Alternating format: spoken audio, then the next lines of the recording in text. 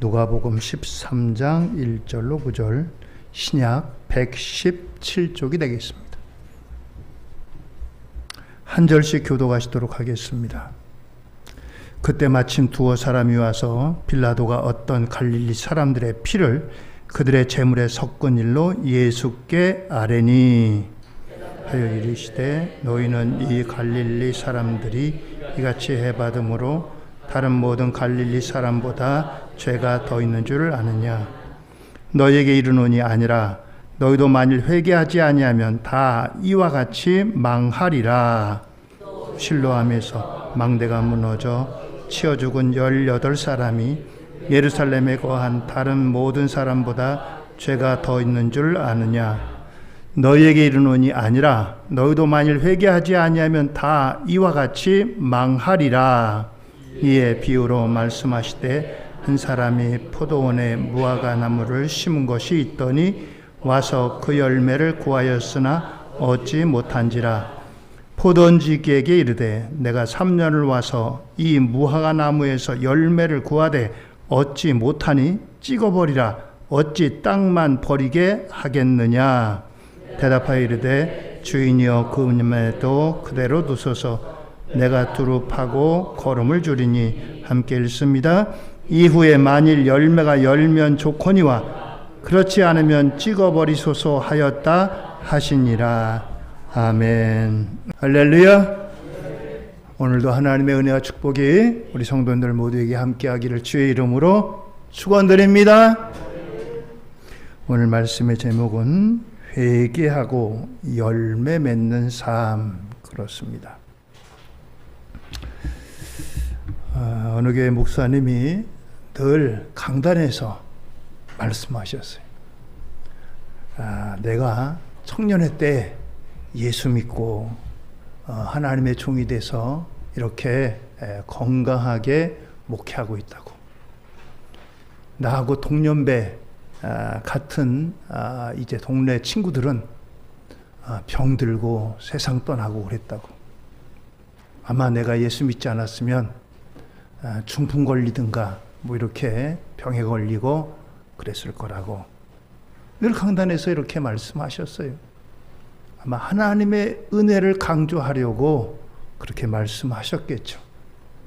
근데 그 말씀을 들은 어느 권사님은 늘 그 말씀을 하실 때마다 마음에 무거운 짐이 됐어요. 그 권사님은 중풍에 걸리셨어요.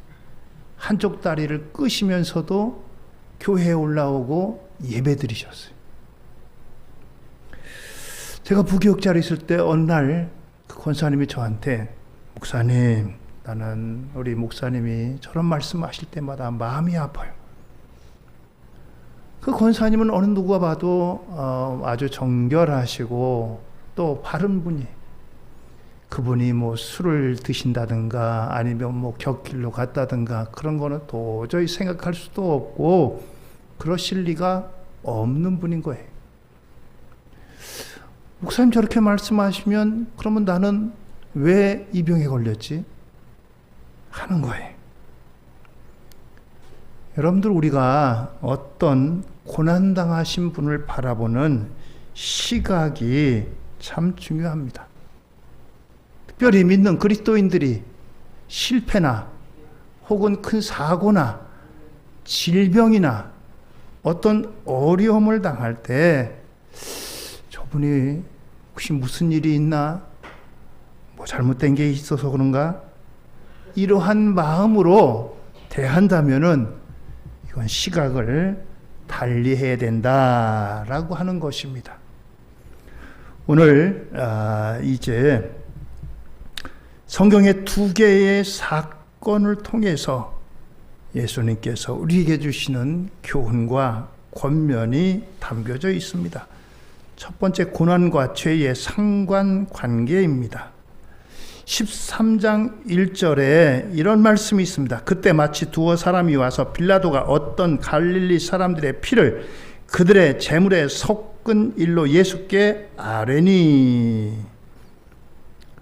오늘 이 말씀의 배경은 예수님을 십자가에 못 박으라고 판결했던 본디오 빌라도가 로마에서 파견된 이스라엘의 총독으로 있을 때 있던 일입니다.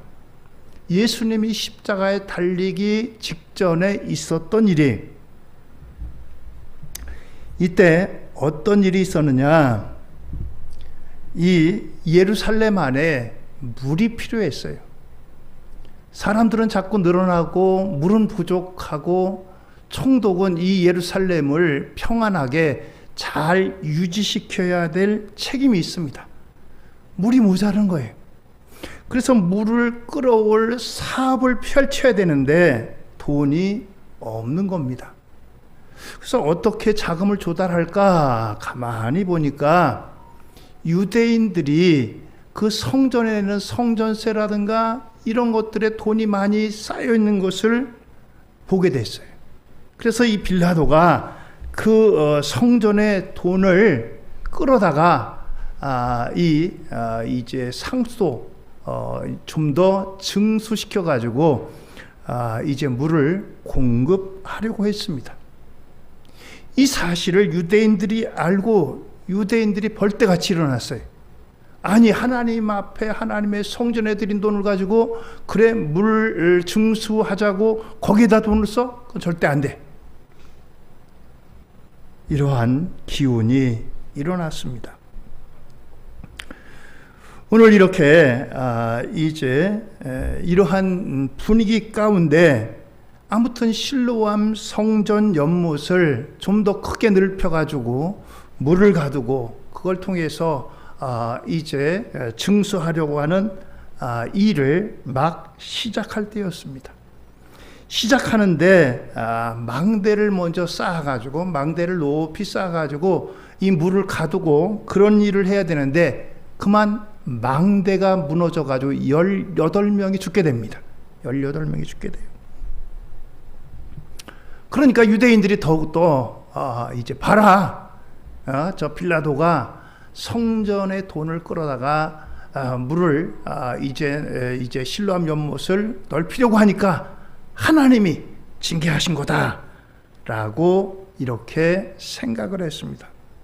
그래서 유대인들이 이제 빌라도에 대한 반감이 더 커졌어요.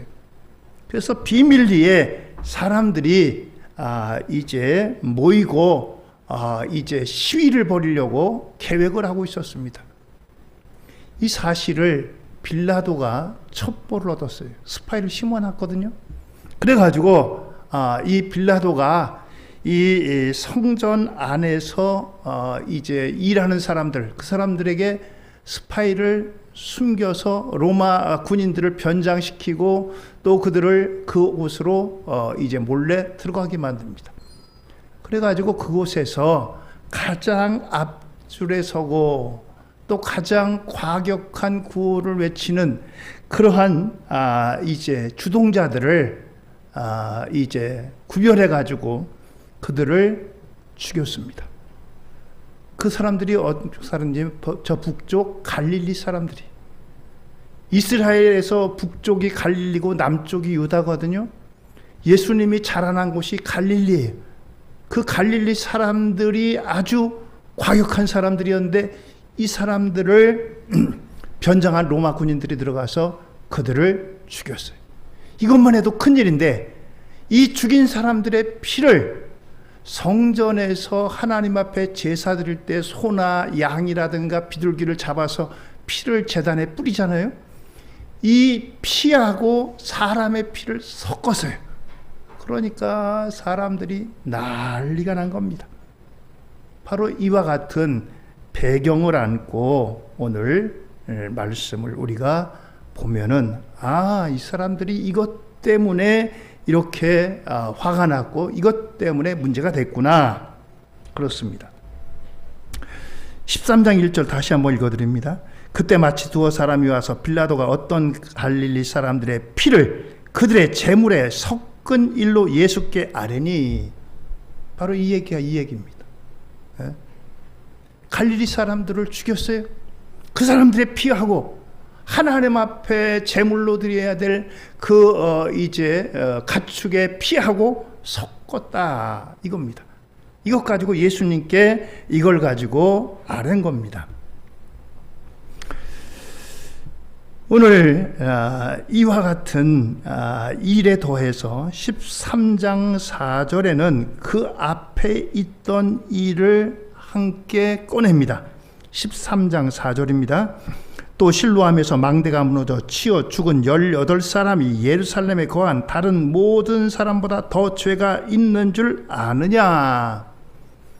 이 갈릴리 사람들의 죽은 것과 또 18명의 죽은 사람들을 가지고 이 사람들 뭔가 죄가 있지요? 라고 이런 이제 선입견을 가지고 예수님 앞에 물어보는 거예요. 이 사람들 뭔가 죄가 있으니까 이렇게 됐겠죠.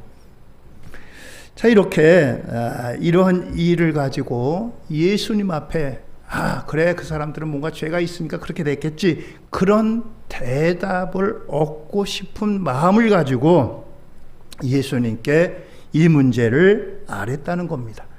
그랬더니 예수님께서 답변하십니다. 13장 2절입니다. 대답하여 이르시되 너희는 이 갈릴리 사람이 이같이 해받음으로 다른 모든 갈릴리 사람보다 죄가 더 있는 줄 아느냐? 또 13장 4절입니다. 또 실로암에서 망대가 무너져 치어 죽은 18사람이 예루살렘에 거한 다른 모든 사람보다 더 죄가 더 있는 줄 아느냐? 한마디로 말해서 이 사람들이 죽었다고 해가지고 이 사람들이 너희들보다 더 죄가 많고 너희들은 죄가 없다고 생각하느냐? 그렇지 않다라고 하는 것입니다. 그렇습니다. 그러면서 이어서 말씀하십니다. 13장 3절입니다. 너희에게 이르노니 아니라 너희도 만일 회개하지 아니하면 다 이와 같이 망하리라. 13장 5절입니다. 너희에게 이르노니 아니라 너희도 만일 회개하지 아니하면 다 이와 같이 망하리라. 13장 3절과 5절 동일한 말씀을 똑같이 하십니다. 이런 재난들을 바라보시는 예수님의 말씀은 비극적으로 죽은 사람이 다른 사람들보다 결코 더 악한 죄인이기 때문에, 죄가 있기 때문에 그렇게 죽은 것이 아니다라고 하는 것입니다. 그렇습니다. 유대인들에게는 인과응보적인 사상이 있습니다. 저 사람이 뭔가 잘 되면 하나님 앞에 복받을 일을 했고, 저 사람들이 어렵고 사고를 당하고 어려운 일을 당하면은 저 사람이 뭔가 하나님 앞에 죄가 있어서 그렇다. 그들은 이렇게 선입견을 가지고 있었던 것입니다. 그 대표적인 것이 우리가 아는 욥기라고 하는 그 성경이잖아요. 욥이라고 하는 사람은 동방의 의인입니다. 많은 사람들에게 칭송을 받고 인정을 받았어요. 그런데 어느 날 이 욥이 동방의 의인이고 큰 부자였는데 그에게 10명의 자녀가 있었습니다. 많은 재물이 있었어요. 하루아침에 재물이 다 몽땅 다 휩쓸려 갑니다. 10명의 자녀들이 하나도 남김없이 다 죽임을 당합니다. 건강하던 그의 몸에는 몹쓸 전염병이 다가왔습니다. 이러한 삼중고를 경험하게 됩니다. 오늘 그것을 가지고 그의 친구들이 멀리서 가까운 데서 찾아옵니다. 처음에는 위로한다고 왔어요. 시간이 지나니까 그들이 한마디 두마디 입을 엽니다. 그런데 그들의 입에서 나오는 말은, 야, 너 우리가 알고 있는 욥이 아니고 뭔가 우리에게 숨기는 게 있지? 너 우리가 알지 못하는 은밀한 죄가 있지? 빨리 실토해. 그러면 하나님이 용서해 주실 거야. 한결같이 그런 식으로 얘기합니다. 오늘 욥에게 있어서 이런 친구들의 말은 결코 도움이 되거나 결코 그것이 문제 해결이 되는 것은 아닌 것입니다. 오늘 이제 실로암 망대에서 죽은 이와 같은 18명의 사람이나 또 그리고 갈릴리 사람들의 이 죽음을 통해서 하나님께서 우리에게 주시는 교훈과 권면이 담겨져 있습니다. 요한복음 9장에 보면은 유명한 일이 있습니다. 9장 2절입니다. 제자들이 물어 이르되 라삐여, 이 사람이 맹인으로 난 것이 누구의 죄로 인함이니까? 자기니까? 그의 부모니까? 한 눈먼 사람이 있었습니다. 눈먼 사람이 있는데 이 사람을 향해서 이제 사람들에게 묻습니다. 이 사람이 맹인으로 난 게 이 사람의 죄입니까? 부모의 죄 때문입니까? 예수님께서 그들에게 답변하십니다. 요한복음 9장 3절입니다. 예수께서 대답하시되 이 사람이나 그 부모의 죄로 인한 것이 아니라 그에게서 하나님이 하시는 일을 나타내고자 하심이라. 그렇습니다. 오늘 그 제자들의 시각을 바꿔주십니다. 일반적으로 사람들이 생각하는, 이 사람이 맹인으로 태어났다면 틀림없이 그의 부모나 이 사람의 죄가 있어서 이렇게 됐을 거야. 아마 죄로 다 형벌 받았을 거야.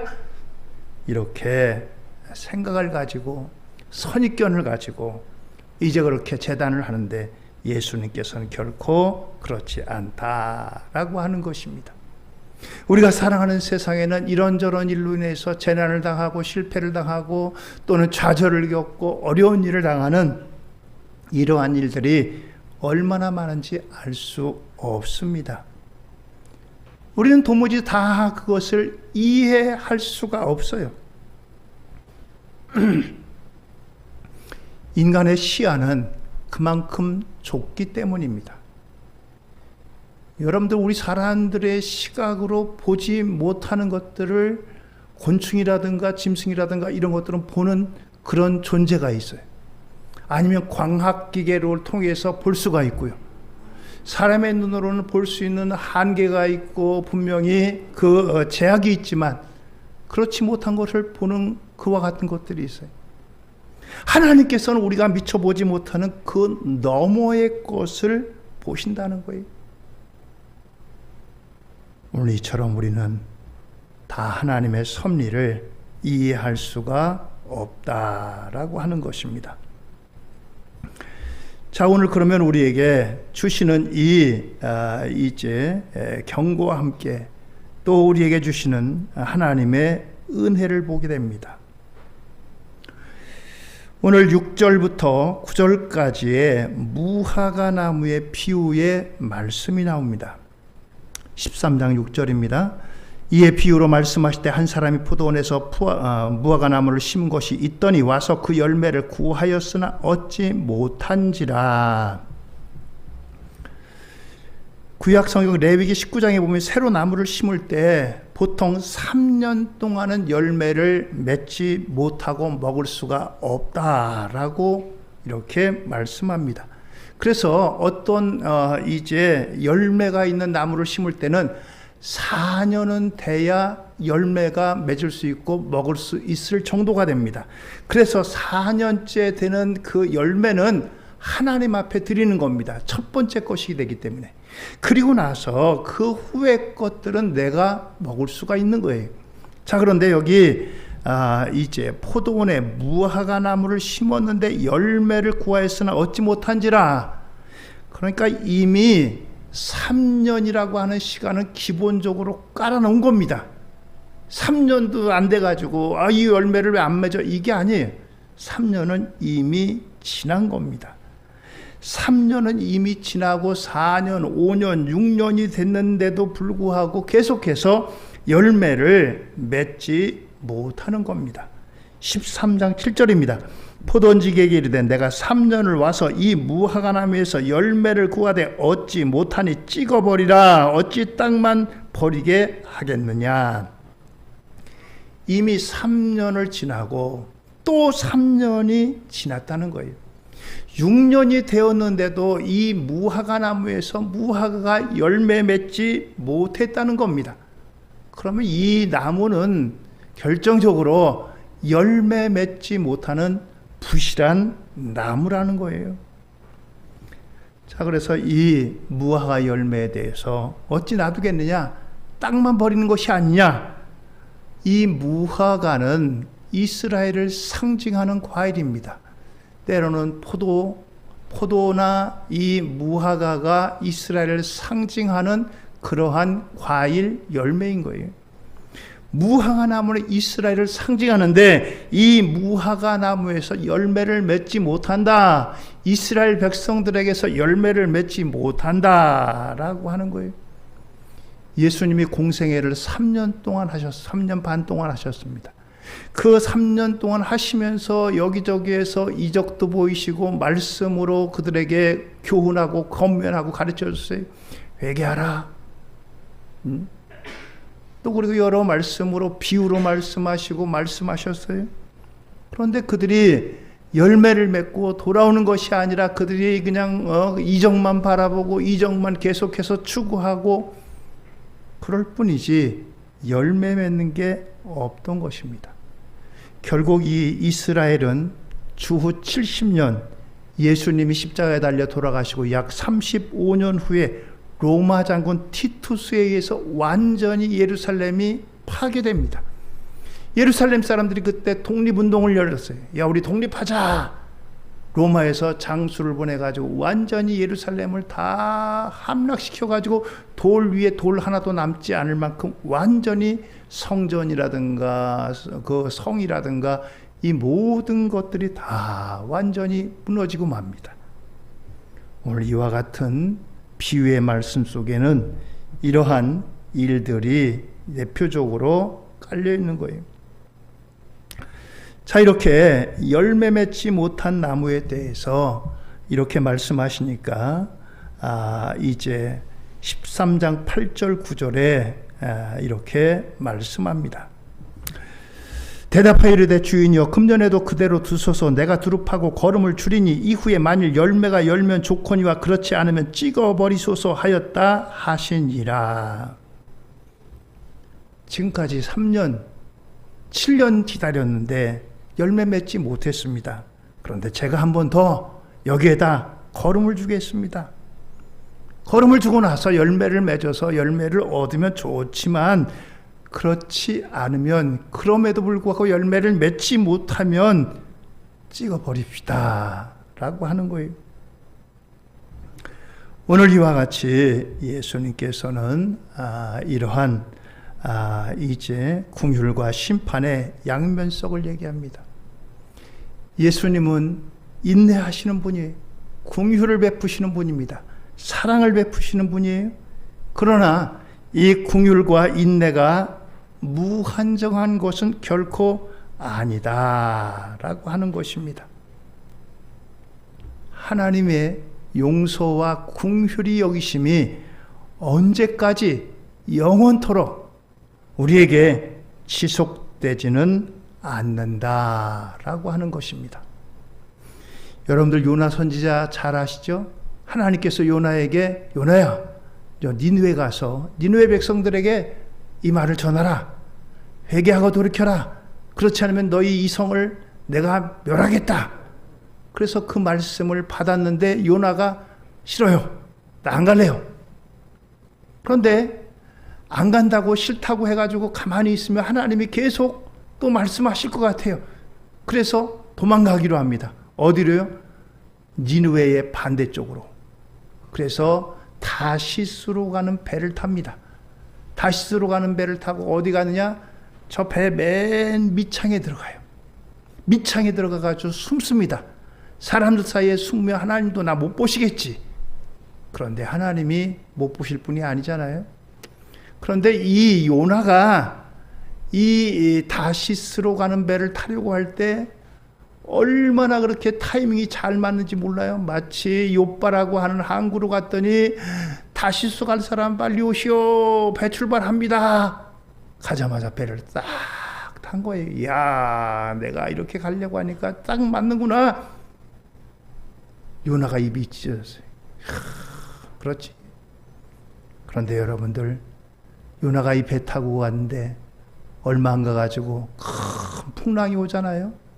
큰 풍랑이 오고서 큰 풍랑 때문에 사람들이 전부 다 죽어가고 사람들이 소리 지릅니다.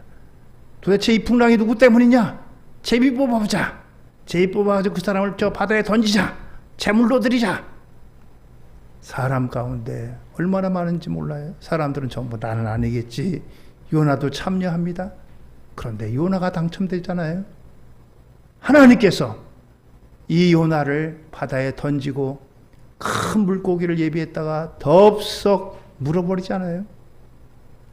하나님께서는 궁휼히 여기시는 분입니다. 그러나 그 궁휼이 언제까지 계속되지는 않습니다. 큰 물고기로 그를 집어삼킨 것처럼 하나님의 심판의 때가 있다라고 하는 것입니다. 주님께서 말씀하시는 말씀은 회개하지 않으면 너희들도 그들과 같이 망하게 될 거다. 18명이 망대에서 무너져가지고 죽은 거, 갈릴리 사람들이 시위를 준비하다가 이제 죽게 돼서 피를 흘린 거, 너희들은 그들보다 깨끗하고 또 하나님 앞에 순종하고 그래서 너희들이 살아있는 것이 아니라 너희들도 회개하지 않으면 그들과 같이 망하리라 라고 하는 말씀인 것입니다.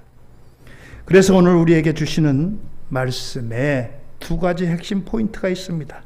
하나는 1절로 5절에는 회개입니다. 그리고 6절로 9절은 열매라고 하는 것입니다. 주님께서 이 무화과 주인에게 열매를 맺기를 원하셨습니다. 열매 없는 나무에 대해서 경고하신 거예요. 열매를 맺지 못하면 내가 찍어버리겠다. 열매를 맺지 못하면서 괜히 땅만 차지하는데 열매 맺지 못하면 이 나무를 찍어버리고 여기다 다른 거 심겠다 라고 말씀하십니다. 13장 7절입니다. 포도원지에게 이르되 내가 3년을 와서 이 무화과의 나무에서 열매를 구하되 얻지 못하니 찍어버리라. 어찌 땅만 버리겠느냐. 그렇습니다. 오늘 이와 같이 예수님께서는 이러한 단호한 말씀을 하십니다. 포도원지기가 간청합니다. 금년에도 그대로 두소서. 내가 땅을 파고 거름을 주고 정성껏 다시 돌보겠다고 약속하며 기회를 한 번 더 요청합니다. 오늘 이와 같이 포도원지기는 다시 한번 기회를 달라고 합니다. 그래서 우리에게 기회를 달라고 하면서 회개에 합당한 열매를 맺으라고 말씀합니다.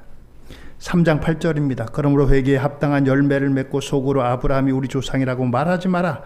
내가 너에게 이르노니 하나님이 능히 이 돌들로도 아브라함의 자손이 되게 하시리라. 그렇습니다. 회개에는 회개에 합당한 열매가 있어야 된다라고 하는 것입니다. 회개했습니다. 하나님 용서해 주세요. 다시 안 하겠습니다.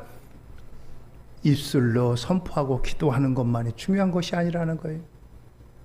회개에 합당한 열매를 맺으라라고 하는 것입니다. 하나님께서는 회개의 열매를 맺기 원하시는 그러한 인내를 가지고 있습니다. 나무가 베어지는 것은 잠시 유예됐습니다. 하나님은 당장의 심판 대신에 우리에게 회개할 충분한 시간을 주십니다. 지금 우리가 숨쉬는 이 순간이 바로 또 다른 기회인 것입니다. 그렇습니다. 우리 기독교에 이제 중요한 그 한 가지가 바로 믿음입니다. 그런데 믿음이 강조되다 보니까 행함이 소실됐어요. 믿음. 열매는 바로 행함입니다. 믿음의 완성은 행함입니다. 오늘 우리에게 회개에 합당한 열매를 맺으라 말씀합니다. 갈라디아 5장 22절입니다. 오직 성령의 열매는 사랑과 희락과 화평과 오래 참음과 자비와 양성과 충성과 온유와 절제니 이 같은 것을 금지할 법이 없느니라. 그렇습니다. 오늘 여러분들 우리의 삶에서 성령의 열매를 많이 맺으시는 저와 여러분들 되기를 주의 이름으로 축원드립니다. 이것이 하나님 앞에서 맺어야 될 열매인 것입니다. 이 열매들은 서로 연결되어져 있어요. 그래서 이 열매가 따로 떨어져 있는 것이 아니라 이 열매는 함께 맺히는 그러한 열매인 것입니다. 오늘 우리에게 주신 이와 같은 시간의 기회는 하나님의 심판을 유예하고 우리에게 열매를 원하시는 시간이라는 겁니다.